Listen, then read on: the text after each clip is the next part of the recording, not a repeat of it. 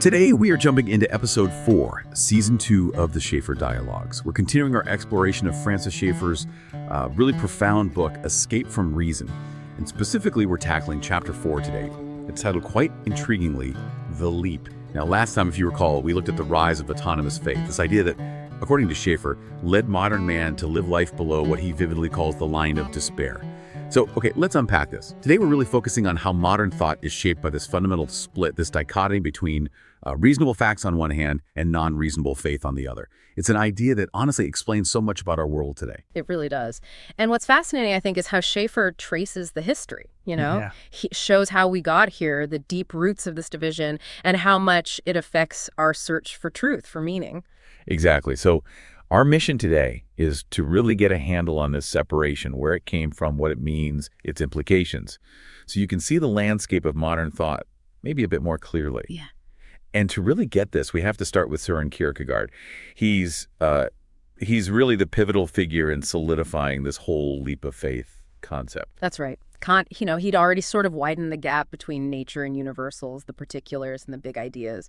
But Kierkegaard, well, Schaeffer says he put away the hope of any unity completely. Yeah. After Kierkegaard, you're left with this stark choice, this division. Schaeffer lays it out with that diagram, remember? Above the line, it says, optimism must be non-rational. And below the line, all rationality, which leads to pessimism. It's quite blunt. It is.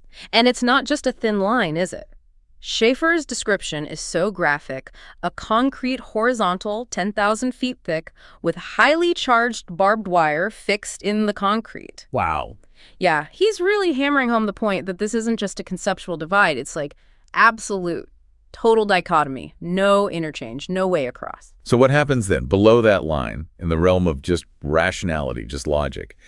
Schaeffer says, man as man is dead. Dead, yeah. Meaning all that's left down there is math, mechanics, particulars, things you can measure. No meaning, no purpose. Nope. No inherent significance for human life itself. Pure pessimism if you stay just there. But then above the line, that's where optimism comes from. Yes, but only through a non-rational, non-reasonable leap. A leap of faith, basically.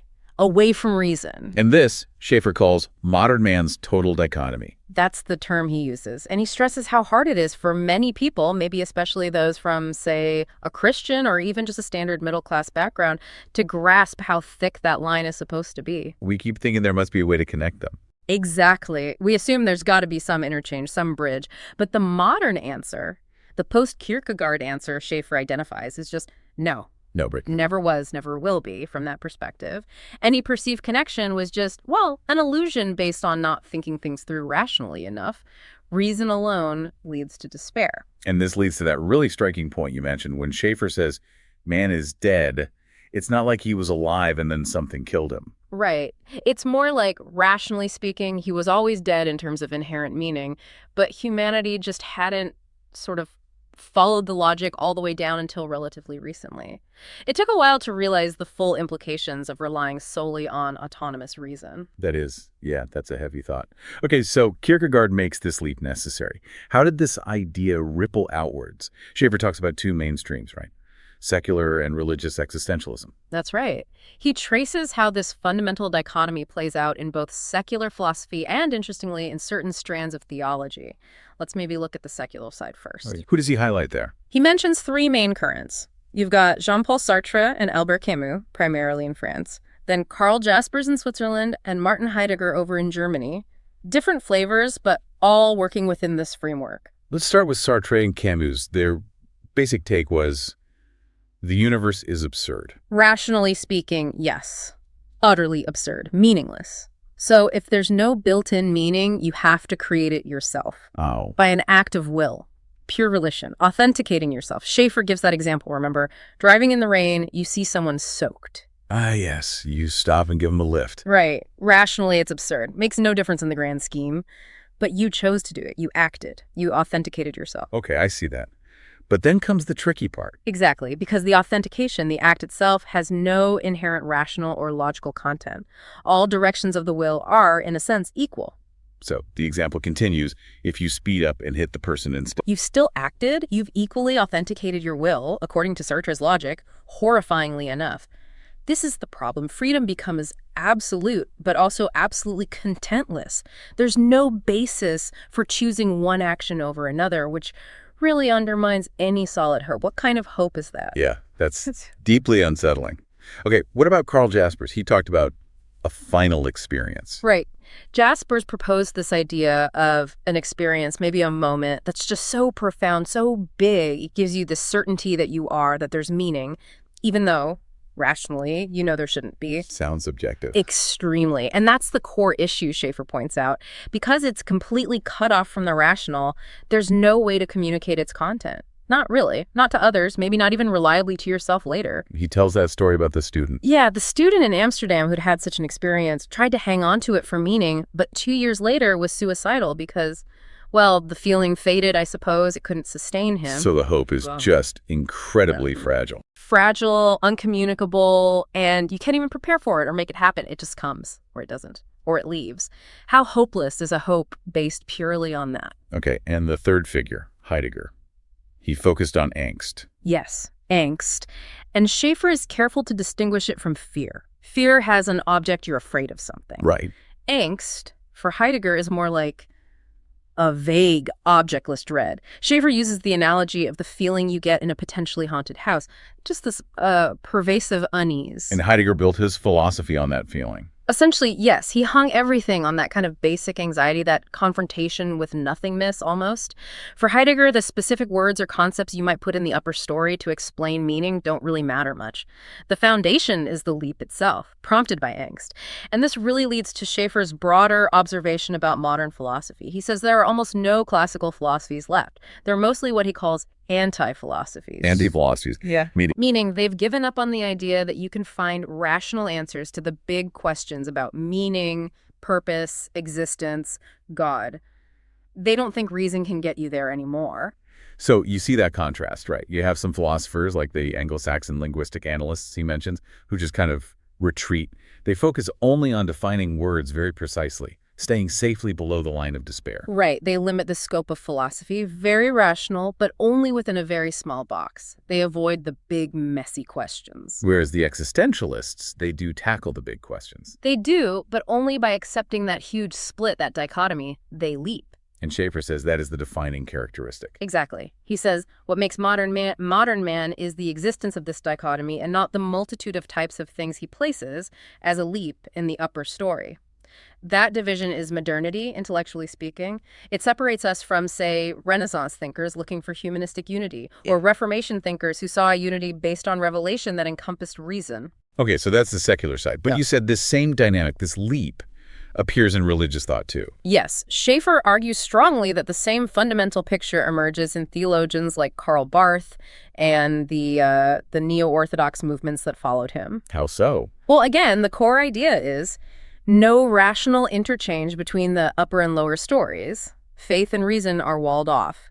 He points out Barth, for example, accepted higher critical theories about the Bible, basically. The idea that the Bible contains historical or scientific errors. Well, believed it anyway. Believed it anyway, yes. Yeah. Held those critical views right up to his death, Schaeffer says. The idea was that even if the text has factual mistakes, a kind of religious word or religious truth still comes through. So religious truth gets separated from, like, historical or scientific truth. Completely separated. Which means, again, there's no real place for reason to verify the claims. There's no check, no balance. It becomes purely a leap of faith. The same leap, just in theological terms. Exactly. It's the religious expression of the leap. Schaeffer actually traces this back, suggesting Aquinas inadvertently started this by separating nature and grace, creating space for an independent man downstairs, which eventually led philosophy and natural theology to become autonomous, cut off from revelation. Which then made the non-rational leap upstairs seem necessary later on. Sort of, yeah. And this neo-Orthodox view contrasts sharply with what Schaeffer presents as the Reformation view, or the biblical view. How? Well, neo-Orthodoxy tends to see fallen man as so damaged he cannot do anything in the area of the rationale to search for God. He's almost less capable than biblical fallen man. Whereas the Reformation view Or the scriptural view, according to Schaeffer. Is that while fallen man can't save himself through reason, he absolutely can and should use his reason to investigate God's revelation, including the scriptures, which speak not just about religious truth or isolation, but also make claims about history, about the cosmos, things that touch the rational, verifiable world. Man has a responsibility to examine those claims rationally. So the core issue in this religious existentialism is accepting the Bible as authoritative spiritually, while denying its authority where it could actually be tested. Precisely. That separation is the irrationalism, Schaeffer argues. Faith is isolated from reason. It becomes, once again, just the prevailing thought form of modern man, dressed in religious language. Doesn't matter what words you use, secular, theological, ontogation, you keep seeing this Kierkegaardian leap.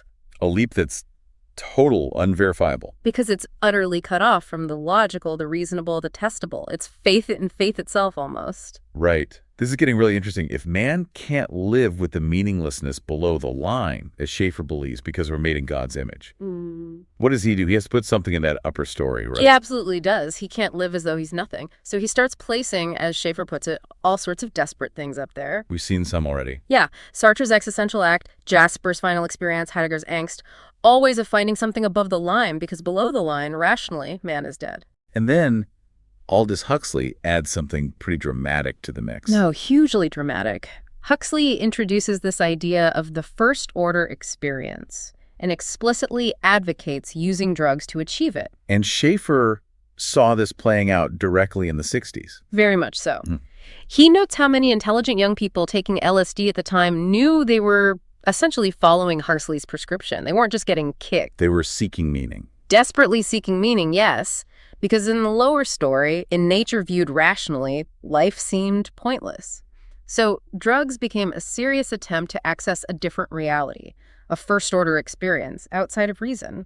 It's not entirely new. Either think of Eastern mystics using hashish for centuries. But Huxley was promoting it for modern, healthy people. Right up until his death, yeah. That was his hope, a chemically induced upper story experience. What else gets put up there? Schaeffer mentions Julian Huxley, too, Aldous' brother. Optimistic evolutionary humanism. Another perfect illustration, yes. Because the optimism part has absolutely no rational foundation in the evolutionary process itself. It's just asserted. It's a leap. Hope is always based on mañana, Schaeffer says. Proof is always just around the corner, tomorrow. It's irrational optimism placed in the upper story. And Julian Huxley was quite pragmatic about it. Astonishingly so. Schaeffer mentions Huxley basically argued that humans function better if they believe in a god. So even if you don't think one exists, you should probably say one does for social utility. Wow. Yeah. Which is why, Schaeffer notes, it's perfectly consistent for Julian Huxley to write the intro for Teilhard de Chardin's book. Both were involved in different kinds of leaps into non-rational optimism. And one more example, Anthony Flew. Ah, yes, the philosopher Anthony Flew. On a BBC broadcast, Must Morality Pay? He apparently concluded, based on his own rational premises, that no, morality doesn't logically pay. But he couldn't leave it there. Couldn't stand it. At the very end, Schaeffer says, Flew makes this titanic leap himself, asserting that a person is not a fool to be scrupulous. With no basis for it. No rational basis provided. No category within his own system to even give scrupulous meaning. It's just asserted. Another upper story value judgment, disconnected from the rational lower story. And you see the irony, right? Rationalistic humanism started by criticizing Christianity for not being rational enough. Now it's ended up, in many forms, as a kind of mysticism. A mysticism with nobody there, as Schaeffer puts it. Unlike older mysticism that posited a god or reality, this new form just values the leap itself. Faith in faith.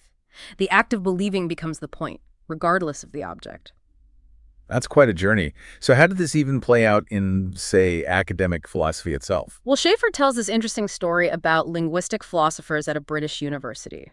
Highly intelligent people. Right, the ones focused on defining words Right. precisely below the line. Exactly. They built their whole academic reputation down there in the realm of the rational, the definable. Very rigorous in their own sphere. But then, when they wanted to attack Christianity or argue for certain values, they'd suddenly leap above the line into something like optimistic evolutionary humanism. And try to use their prestige from below the line to give weight to their claims above the line. Precisely. But Schaeffer's point is it's inconsistent. Anything they say about those big upper story questions has zero logical connection to their expertise in defining words below the line. Their philosophical discipline, as they practiced it, didn't equip them for those questions. So they were making the leap just like everyone else. Just like everyone else. And this leads to Schiffer's final, really striking observation for the chapter. Which is? That as academic philosophy, both existentialism and this narrow linguistic analysis became sort of anti-philosophies, giving up on finding unified, rational answers, the real philosophical wrestling, the struggle with the big questions. It started happening elsewhere. Not in the philosophy departments. Not primarily, he suggests. It passed over to people like novelists, filmmakers, musicians, even, he disturbingly notes, to the nihilistic violence of teenage gangs. They're the ones acting out the despair of the lower story and the desperate search for something, anything, in the upper. Wow. Okay, so let's try and bring this all together for you listening. We've taken this deep dive into Schiffer's analysis in Chapter 4, The Leap.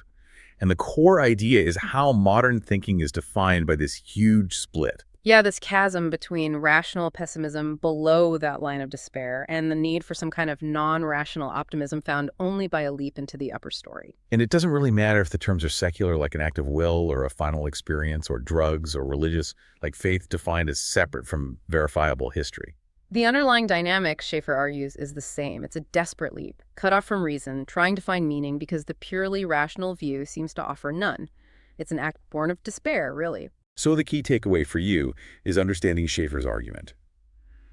Modern culture, whether it's art, philosophy, even just how people live day to day, is constantly searching for meaning upstairs, because the downstairs of reason has, for many, become this meaningless void.